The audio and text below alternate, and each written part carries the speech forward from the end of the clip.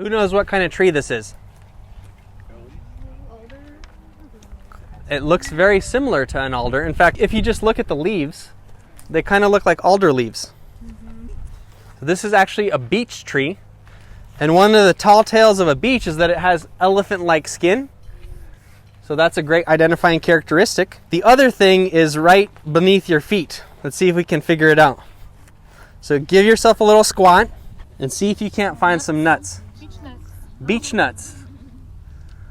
So this is how this works. So, hey, I think that's an alder. And then you kind of look at your surroundings and you start engaging your other senses and you find beech nuts.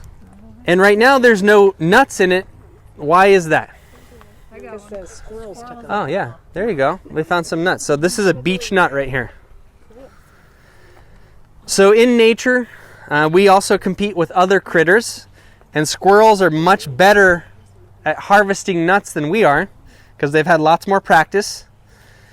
And it's also not nut season. So right now would be, if we lived seasonally, right now would be our time to eat mustards and kale and dandelions and grass, and then later on in the season we would be eating more nuts, things like beech nuts.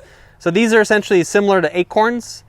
The native tribes used to make meal out of them and make breads and cookies and all kinds of little biscuits out of them. Like I said, there's not a whole lot to talk about because these are last year's nuts and it's not great, but it is a good food source. They're edible, require a little bit more food prep than some of the greens, again, because they have tannins in them and tannins come off as extremely bitter. So traditionally you would either soak them or boil them in water. Native Americans would actually take a wicker basket, put a bunch of nuts in there like acorns, and just stick that basket in the stream. And it was really ingenious because it wasn't any extra work for them, but the water that was perpetually changing would wash the tannins out.